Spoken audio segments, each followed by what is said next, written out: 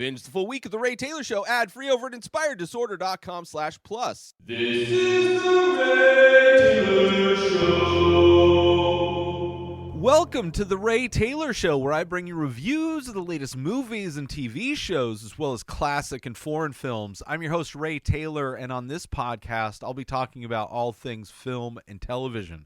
Whether you're looking for a new show to binge or want to know if that blockbuster is worth the trip to the theater, or just want to hear my thoughts on a classic or foreign film, I've got you covered. So join me every Monday, Wednesday, and Friday for new episodes, and let's dive into the world of film and television together. On today's episode, I am talking about the new show that just finished, The Curse.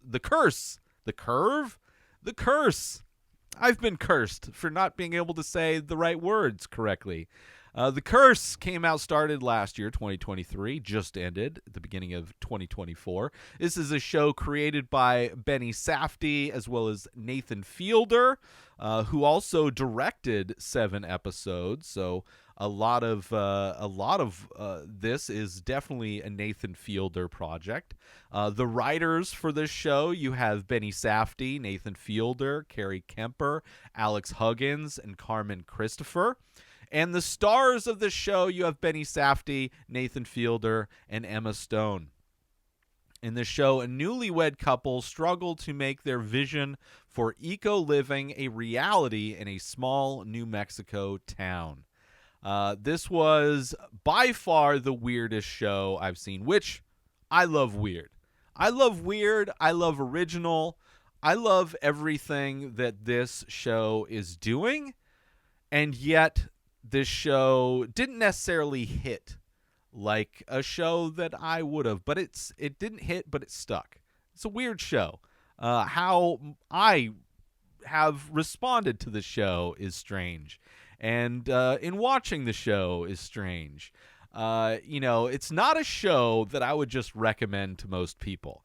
But there's definitely certain people that I would recommend the show to. Specifically, if you are a fan of Nathan Fielder, specifically his most recent show, The Rehearsal, then there are elements of this that are similar to that show as far as cringiness, as far as maybe some metatextual layers that exist within the show within a show within a show.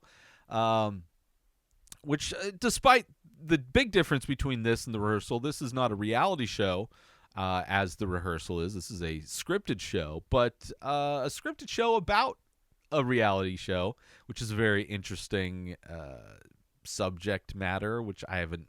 Definitely a lot of shows about shows, or shows about movies, movies about movies, but I don't think there has been many shows about reality shows, at least what seem to be the realistic depictions of reality shows behind the screen.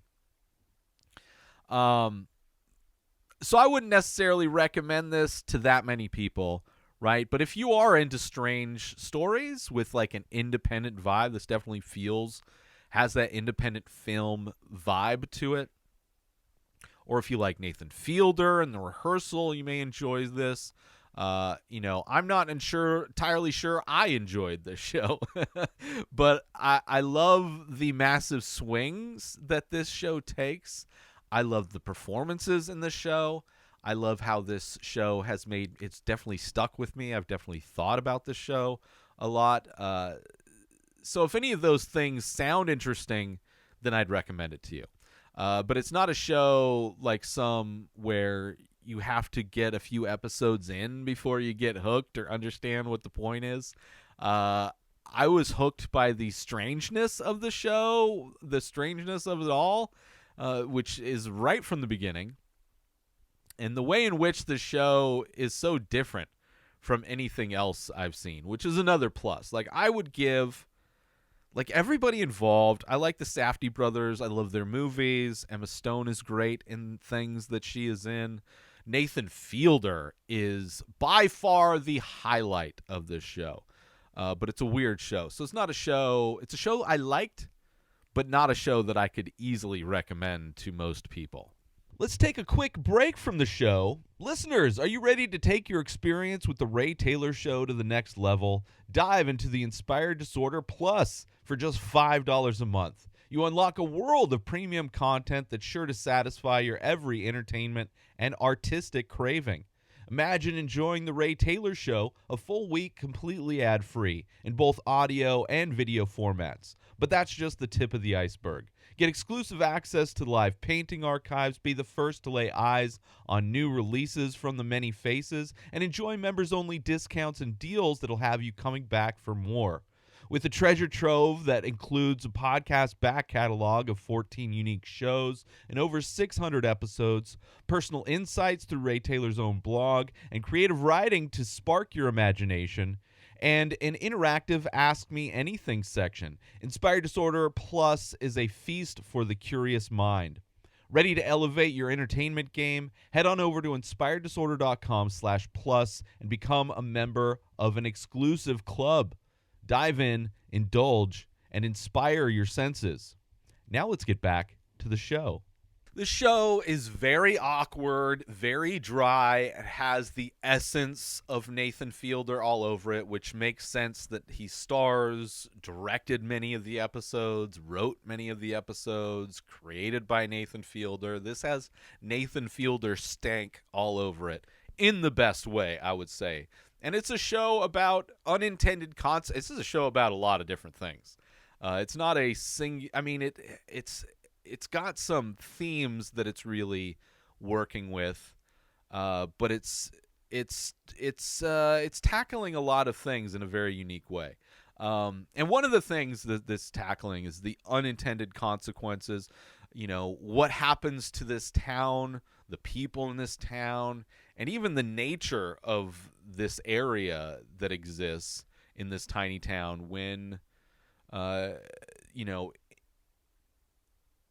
with the addition of this couple trying to build these eco-friendly homes, trying to change this town and how it affects everything and the unintended consequences of all of that. A show about how fake everything is. How absolutely everything in this show is fake. Despite it not being a, like, I mean, it's a scripted show also, but it's like, it's in addition to the unintended consequences, it's also a show that highlights how absurdly fake everything is. In society in general, I would say. And how fake things can be, from even reality shows in general, you know, how fake reality shows are, to people's intentions, how fake they can be. Like, I love the behind the scenes stuff, the making of this reality show. I like getting a glimpse of that, seeing behind the camera in the most like cringy, uncomfortable way. And how sad it is when things are produced and things are faked to, you know, elicit a certain response. A show about many, if not all of these characters are completely unlikable. You know, unlike many shows that are very popular over the past decade, the anti-heroes that have come up in most prestige television. In this show, in many ways, we have anti-villains, which is not something that a term I coined, but is something that I heard described of this show, that it's a show about anti-villains, right? These people so desperate to be good, but because their intentions are ultimately self-serving, their actions have unintended consequences, right? There's a lot of subplots that are going on during this season of the show that keep me kind of wondering what the central point of the show is. Instead, I feel like it's more of a show that is examining the themes and finding multiple ways to express those themes in a story and plot that ultimately isn't central to the narrative, right? We're seeing all these examples of how, you know, the path to hell is laid with good intentions, I believe is the term or the phrase. We are seeing those things kind of illustrated in this show in many ways. And it's also a show that has elements that may or may not be supernatural, with an ending that is very surreal, Very big swing, the ending of the season finale. But I think the ending speaks to more to the reality of the supernatural within the show than it does to a lot of other things. I don't know how vague my opinions are, how well my vague opinions are understood. But I'm trying not to spoil anything because I do want to get into spoilers. But the show is wild. It's so weird. It's just like so uncomfortable to watch. Like everything Nathan Fielder, but brought to a narrative show. And I think the major highlight of the curse, the massive standout of the curse, is Nathan Fielder. Somebody who is an amazing actor. Seeing him in this show is unlike anything I've ever seen Nathan Fielder do, which is something that the Safdie brothers are great at doing, taking comedians and putting them in a very strange, serious situation. I'm thinking specifically of Uncut Gems with Adam Sandler. You get kind of a similar thing with Nathan Fielder where his character flips a switch so many times and he becomes somebody that is so far removed from who Nathan Fielder portrays himself as in everything else I've seen him in. It's amazing. And to see that he directed and wrote, like he's got his fingerprints all over this. And I think it's amazing. This show, in addition to the rehearsal, it is like mind-blowing to see the artist that is Nathan Fielder and makes me excited to see what he does next specifically. Let's take a short break from this episode. Listeners, if you're an art lover like I am, or simply somebody who appreciates unique creativity, I've got something you'll adore. Dive into the world of The Many Faces, an ongoing series of mesmerizing ink paintings on paper painted by me. Each piece is a captivating blend of abstract and surreal, always presenting a face that tells its own story. The dedication behind this series is unmatched, with new paintings being released every single day. And if you're thinking about owning one, you're in luck. You can start with a 4x6 painting for just $20. And if you desire something grander, there are larger sizes with prices to match. Imagine having an original piece of art infused with emotion and mystery, gracing your space. So if you're intrigued, don't wait. Check out the entire collection and get your own at inspireddisorder.com. Own a piece of creativity that truly stands out.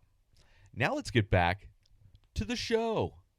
But I do want to talk about spoilers, so if you haven't seen season 1 of The Curse, it is on Showtime, which is part of Paramount Plus. This is how I saw it through the streaming platform. It's if you're into if everything I've said is made interesting, go check it out. Go check it out. But if you don't mind being spoiled, or if you've already seen the show and just want to hear my thoughts, my spoiler thoughts on it, here we go.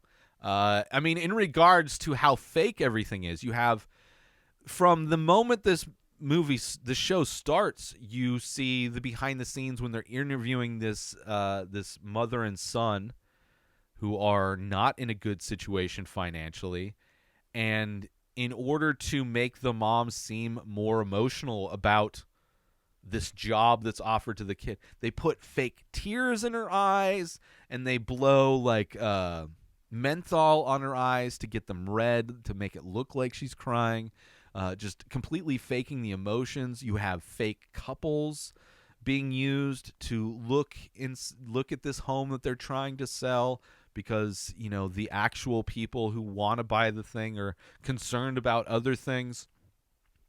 Even within the home, the fireplace is fake. You have these stores that are set up in this town are fake in order to make it seem like these homes are bringing in improvements to the town, going to bring employment opportunities to people who work there. Even the land that they are building these homes on isn't necessarily available to them. Like, this is tribal land, or at least the roads leading in and out of it are tribal land. There are insurance companies that are questioning even giving insurance, like insuring the property. It's just it's it just adds to how fake this whole situation is. Like, these houses are being built and may not even, like, the people buying them may not even be able to own them in the future. Even how this couple, the Seagulls, how they act on social media, which is just a massive thing about social media in general. I think a big aspect of the show is really putting a mirror up to how fake so many people are who want to look like they're doing good in the world, right? During the after the Black Lives Matter protests during the pandemic, you saw influencers going out with camera crews pretending to fix up neighborhoods, like just doing photo shoots, like screwing in plywood or whatever, and then just leaving after they pretend to do stuff. Like, I think in a lot of ways this show is putting a mirror up to just a lot of fakery that goes on in the liberal side of our society, where a lot of people want the benefits of doing a good deed. They want the pat on the back without actually doing anything good. They just want to make it look like they're doing good, right? You see that with celebrities making fake charities in order to raise money for people in other countries that are facing devastation, and they're just scams, you know? So I think this show in a lot of ways is doing that, holding a mirror up to that fraudulent aspect of our society. And then, of course, the show is also massively about unintended consequences, one of which you see is represented by these houses that are covered in mirrors, right? Which is a design that this woman, Emma Stone's character, Whitney, stole the design from an artist, right? An artist who made these invisible homes, right? These homes that are covered in glass. But where these homes are in this little New Mexico town, you're having birds fly into them because they think they don't see the house because it's covered in mirrors. So one of the unintended consequences of these houses that are supposed to be great for the environment are literally killing living things. In their presence is killing living things on a regular basis. Like, there's a short scene where a bird runs into the thing and slams into it and dies. And you see Whitney come out. It's like, we got another dead bird. We need to get that cleaned up before we start shooting. It is just another level, another example of how fake this situation is, how this fake, like, improvements, these fake do-gooders, and the unintended consequences of these fake gestures that are happening. You have, of course, the unintended consequences, which are so common, of gentrification, driving up the cost of living, pushing out people that can't afford it, acting like these businesses are going to be good for the people, but in they're fake businesses. They're not doing anything that's good. And then you have also these new neighbors that are moving in, these people that moving from other places who can actually afford these modern homes, pushing out the people that were there before who can't afford that, and then having these privileged people go to this neighborhood and this poorer neighborhood and accusing their neighbors of stealing packages off their front porch. Just a lot of unintended consequences, many of which are like so commonplace everywhere in America where this happens. There's a voyeuristic nature to this show as well. So many long shots at a distance. Everything is through something. There is so rarely are there direct shots of people. Everything is through something, through a window, through a hallway, through a doorway, through a reflection, distorted reflection, many times of these mirrors that are on this house that like warp reality outside of them, right? Everything is through something, through glass, through a screen. It is so like it's so interesting to see how everything is kept at a distance, and as a viewer it's like you're looking in, you are spying at these events. These are the things you're not supposed to see. You're not supposed to see behind the scenes production of a reality show. You're not supposed to see the actual devastation of this town. You're not supposed to see how these people actually act in private versus the fake people they are on social media, the fake people they are on camera when the camera's on them, when they know people are watching. Like we get to see what these people are like when they don't think anybody's watching, which I think is a very interesting aspect to the way this show is filmed. And this couple that has not to kink shame anybody, but a wildly interesting, strange sex life, and the aspect of it where Asher, Nathan Fielder's character, is supposed to have a small dick. There's this scene with Whitney's dad, who apparently has a small. We actually see his small dick, but he's giving Asher like a pep talk about it's okay to have a small dick.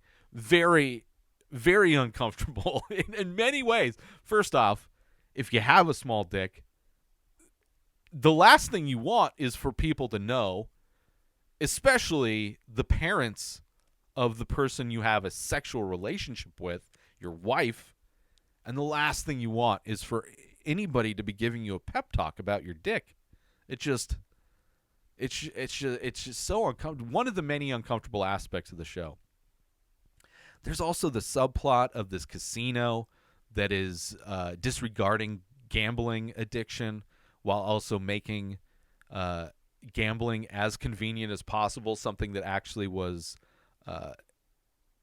Asher's like improvement addition to the casino, are these like bracelets, so these gambling addicts don't even have to get up to like cash in for chips or anything like that. They can just scan their bracelet and just more money just directly connected to their bank account. I'm sure it's sad. It is so sad, and so many uncomfortable scenes. Like I said, you have Asher at the casino trying to get the security camera footage of gambling addicts being allowed to gamble, even though the casinos are aware that they're there, not doing anything to stop them. But the way he does it, like Nathan Fielder is unlike any actor in his ability to make every situation as uncomfortable as possible. It is crazy. And him like trying to get this guy into his office so he can show him a video so that he can spill Gatorade on him so he can, plug in and get the footage is so uncomfortable. You have the chiropractor scene with the father of the girls where he's getting adjusted and just like I was expecting him to die the whole time. It's like, what is going on? Is he actually going to get his neck fixed, or is it massive pain? It seemed like it worked. My experience going to chiropractors, I was never in pain. It was always a relief when there was a cracking. Like things went back into place usually. The pain was there before and then not pain during. You also have him testing the girls to predict how many nails there were in this, like put under a bucket, like trying to see if this girl has actual psychic abilities because he's so worried. He's like obsessed with this curse that she put on him. Then putting the nails in his hand, and he's so like caught up in the moment that he doesn't realizes that he embeds he like squeezes so hard the nails get stuck in his hand. And then she apologizes when he sees him bleed, and he probably thinks that she did it to him. Like she's apologizing that she wished that to happen or wanted that to happen. Also, the scene where Whitney decides to buy the racist Native American statue that's somewhere, I forget, like a mini golf place or something, and buys it to give to the artist, her friend, who she's obsessed with. Like, Whitney's obsession with wanting to be an artist is so uncomfortable to watch, and how she acts around this artist who she claims to be a friend, and clearly the artist is like, we barely know each other. Like, you are just desperate. Like, for me, anybody that tries that hard to be my friend makes me only want to keep them at a distance more. Like, I massive trust issues in general, but like people that are like overtly like passionate about wanting to be my friend or something like that, like that's just like, I don't like that. You have ulterior motives, in my opinion. Like, you want this too bad. And it just puts me off, the whole thing. And that's what that whole relationship with Whitney and the artist was like. And when she brings the statue, it's like, it's so clear that she has no concept of what the messages are with this artist's work. She just can't, like, every time, even when things are explained to her, it's almost as if she gets a haze, her eyes gloss over, and words just pour through one ear and out the other, and she just only responds to it as if it's just so deep and powerful, and not really just kind of actually understanding what the messages are. I even love when the artist friend pretends to speak as a kind of a native, like, ancestor, like he's speaking in Native American, like old wise men kind of speak, and she's just like, oh, that's so beautiful. It's hilarious, the fake compassion that exists within this, and just her character is just so like, oh, it's all of these people are like, oh, it's just like, stop, be real, stop this whole charade. It's all a charade. It's all fake. It's just so sad.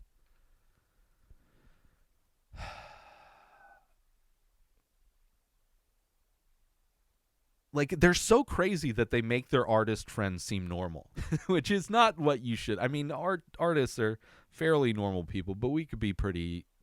I mean, there's a lot of different types of artists out there, and I don't know. There's always a reason why somebody becomes an artist, and it's not because you are average.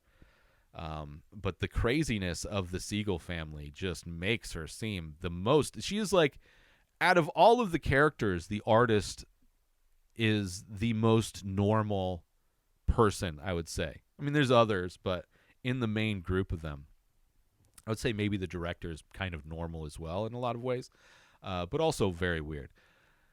You have, like, it's these people who are making a show who have no idea who their audience is, right? Where they're trying to sell these environmentally friendly homes to people that are politically left-leaning, because they're trying to do good for the environment. And every time they sell to somebody, like, they want to put an air conditioner, they want to put a different kind of stove in that would make the homes not passive like they want.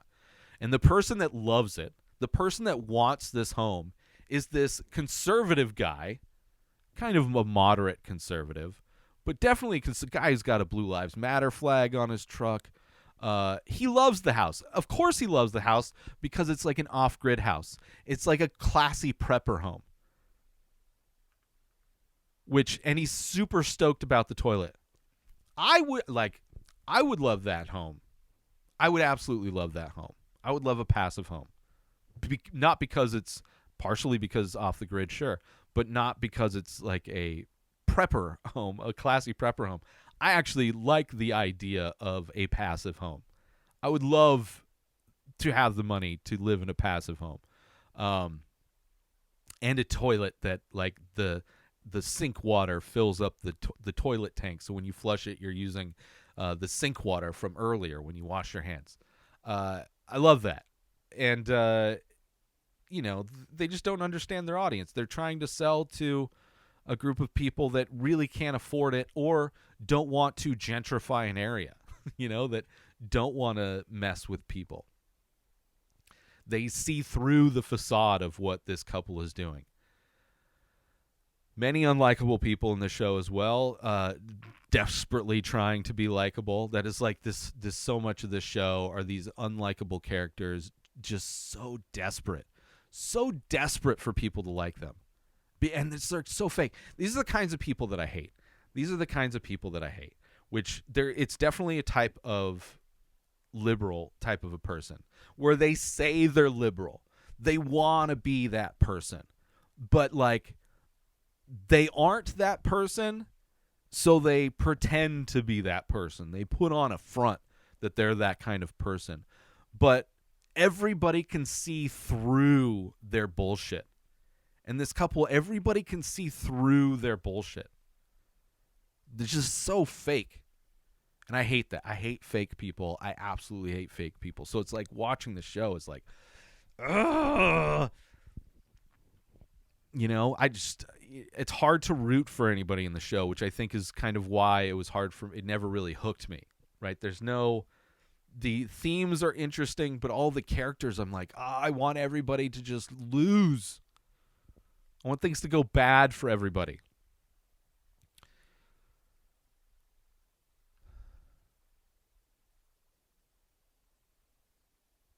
I do love that the producer understands and wants to make the show better, like the director of their reality show, like understanding that like the way they want to do the show isn't going to be good. So it's like you need to spice it up. You need to add drama, right? And then making it kind of a show about her and how her husband is like this guy who's desperate to be funny and very unfunny. And interesting seeing it from the perspective of the reality show, right? The creation of the quote-unquote Green Queen is kind of a great moment in this episode, in this show. And you have, on the other hand, you have Asher, who is not only so desperate to try and be funny, which him taking the comedy classes is hilarious. And the scene where they're like going around in the comedy class and everybody do something wacky to try and be funny without using words. And how Nathan Fielder is so effortless at being unfunny and uncomfortable in that moment. The way it is like so perfect how he's able to separate those two things in a way. Amazing, absolutely has rehearsal vibes to it, him training to be funny for the show. And also the aspect of this where he flips, like he has anger issues. And you see you first see it when they're being interviewed by the local news, but you see it in multiple things where he, like, somebody will insult his wife and he'll go Will Smith on them, right? He'll get right up on stage and slap Chris Rock, right? And then yell, "Keep my wife's name out your mouth," right? That is the energy that Nathan Fielder has, right? He's so much of his character could be Will Smith, right? The real Will Smith. Like, Will Smith seems like this family, this fake person that he puts out to the world, this charming, likable guy. But when shit hits the fan and we get a peek behind who the real Will Smith is, you see that he is just like, he's clearly faking it. He's clearly putting on a performance to the world. And Will Smith is far more charming than Asher Siegel is. But they both have that switch, as we saw live on TV and as we saw in this show when Asher flips that switch. So interesting. And in those moments, it's when you see that Nathan Fielder is a great actor. Like, because it's like this change, this shift in him where he's like just trying to be affable and go along. And then it's just like, no. Like, this part of him is like, no, I can't fake it anymore. It's been bottling up. It's like, this is bullshit. Why? And there's many situations where I'm like kind of agree with him, but it's clearly if he wasn't constantly bottling up everything and putting on this act that he is this nice guy, then he could communicate those issues more sanely than this bottled up explosion of his emotions and anger. But an interesting aspect to his character nonetheless. He's obsessed with the curse, he's obsessed with trying to be funny, and he's got an anger switch that flips. She, obsessed with the artist, trying to buy her friendship at every level, giving her part of the production budget to pay her off so they can use her art. Like we'll say that you were say that you were helping us with set decorations and stuff like that. We'll make you part of the production. We'll sign the contracts and all that. You'll get $20,000, and then we'll be able to use your art in the show. It's just so it's so cringy. It's so cringy. And his performance, again, back to Nathan, which is amazing. But there's the poetry scene and how he acts just so manic after that. It's just, it's great. I love his performance in this. The last episode, absolutely wild. I'm sure everybody's mentioned it. It is a crazy swing. Before I watched it, I had heard that it's not even the same show, which I don't agree with. It definitely starts, I mean, it's basically Rachel Ray, which is crazy to see Rachel Ray. I haven't seen a Rachel Ray cooking show since 2002, maybe 2003. I had to look up to see if that was actually Rachel Ray. Because people get old, and it's been 20 years. It's sad, but it's like almost like seeing a whole segment of her show is the beginning of the final episode. But it just, again, goes back to the fakeness of everything. Seeing them after the segment sitting basically alone in their house, aside from the camera crew that's there, and just them, like so many scenes in this show where it's like it takes its time. We get these long shots where nothing is happening, right? Happens after the Rachel Ray show. You have Whitney and Asher sitting side by side, putting on this fake, we're this happy couple that have this show, and then they hold their smiles for a long extended time until the camera operator says, okay, we're cut. And it's so uncomfortable. So many of those scenes where it's just silence, and you're just observing how people act in this fabricated fake reality, this way they're constructing this fake reality. So interesting. Then they decide to be good people.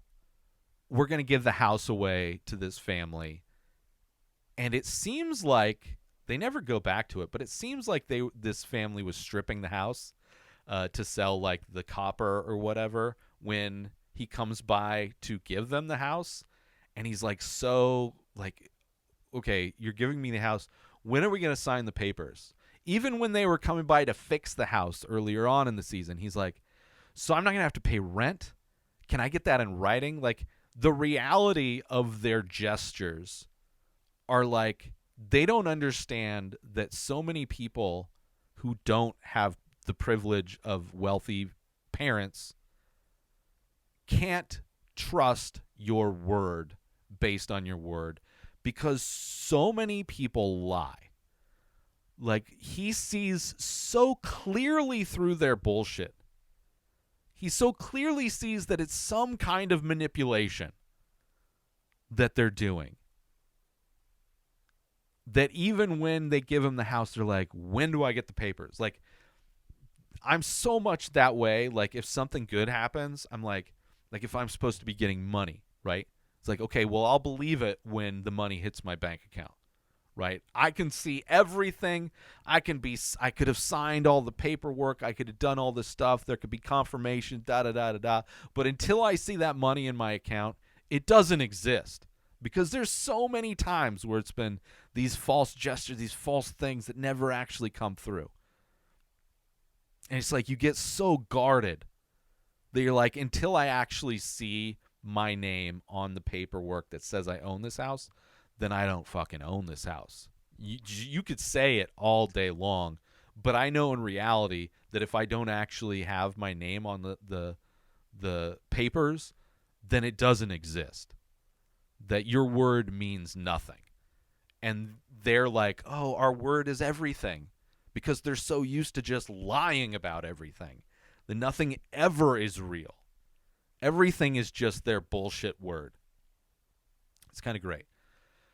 And then we have the craziest, the surreal part of the show, which is Nathan waking up upside down. And I've heard this being compared to 2001, which, in my opinion, visually are similar, but I don't think they're trying to communicate the same thing necessarily. I have my own theories of what the ending means, but it was it's just like crazy to see, and I don't know how they filmed this, but it's great the way they pulled it off, seeing him on the ceiling and then her on the floor, and them thinking that somehow it's the pressure in the home that's causing him to float to the ceiling and not her. Doesn't make any sense. Thinking that when they open the window he's going to fall is crazy. But visually it's kind of disorienting seeing him on the ceiling. And then going outside and having to grab onto the tree. Crazy. Which I'll get to my theories on that. But I can't see.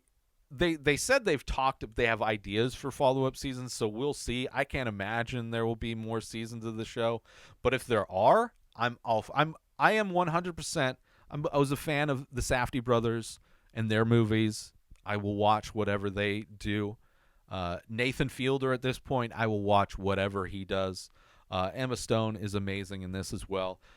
But I would love to see what they do in a second season. If it becomes like some kind of anthology show, or if we actually follow what happens after Ash floats into the sky, I'd be interesting,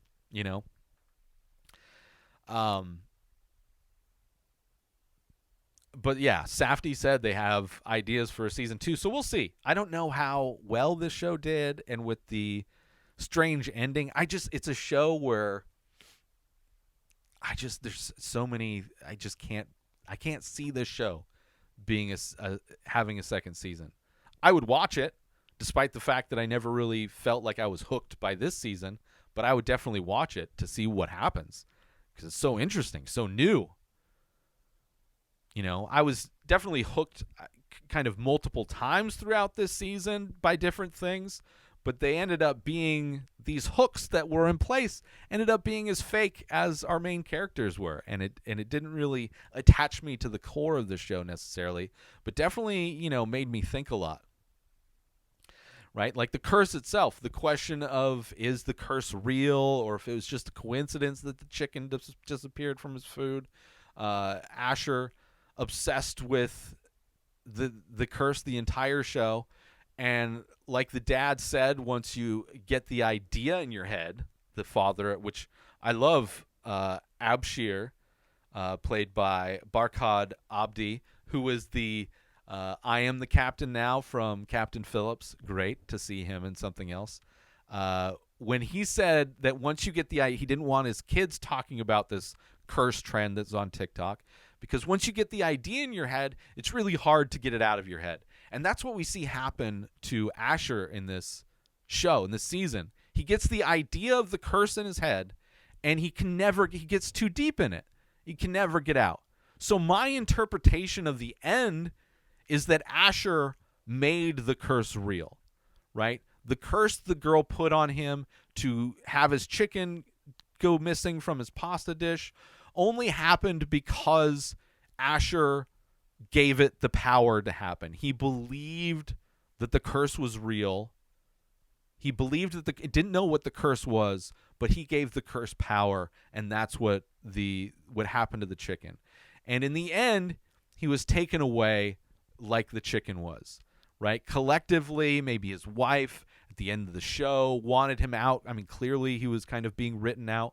The whole part of their relationship kind of ending, although, we do find that she's pregnant and they stay together. But I think ultimately it came to a point where his beliefs in the power of the curse made it a reality, right? And I don't remember if somebody literally cursed him or he cursed himself at some point, but that would be my interpretation of the end. Also, in the same way, everything in the show is fake as they produce this quote-unquote reality TV show, right? The viewer is the one who interprets the show as being real, right? The viewer of the reality TV show, you interpret what you're watching as if it's reality. In the same way that the curse is fake, like the reality show isn't real, but the intended quote-unquote viewer or the audience of the curse is what makes the curse real, right? The audience watching the reality TV show is what makes the reality TV show real. So in kind of a meta contextual way, similar to the rehearsal, we are always watching this show and believing that this show about reality shows is real, is like this grounded, real show about this couple creating a reality TV show and gentrifying a town. That's what we see this show, The Curse, as this kind of grounded take on what the behind-the-scenes process of the couple trying to fake their way into making a reality TV show about building these homes. And when in reality, the show that we're watching has little to do with that reality, right?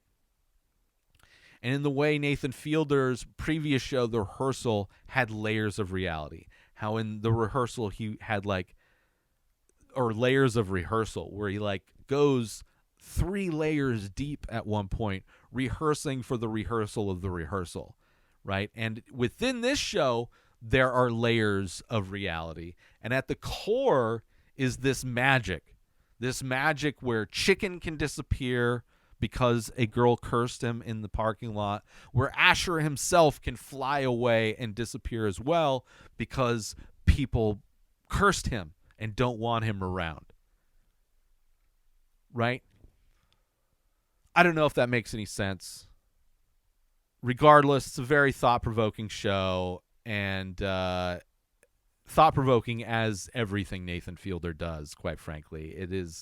It's kind of so interesting that it can be at one point so uncomfortable and yet so thought-consuming. It's crazy. But I want to thank everybody for tuning in to this episode of The Ray Taylor Show. I do hope you enjoyed my thoughts on The Curse Season 1. Don't forget to tune in every Monday, Wednesday, and Friday for more movie and TV show reviews. And join the conversation by leaving a comment or rating on your favorite podcast platform or over on youtube.com/inspireddisorder, where all these episodes are available in video format. Until next time, enjoy the show. Subscribe to The Ray Taylor Show on YouTube and everywhere podcasts are found. Binge the full week ad-free over at inspireddisorder.com/plus. Purchase Ray Taylor Show merch over at inspireddisorder.com. Have a wonderful day, everybody. Peace out! Today is the day where you wake up and you realize that everything that you've been dreaming about, everything that you've been wanting, every goal and wish and hope that you've ever had can become real. Dreams can come true. What you manifest in your mind, you can bring to reality.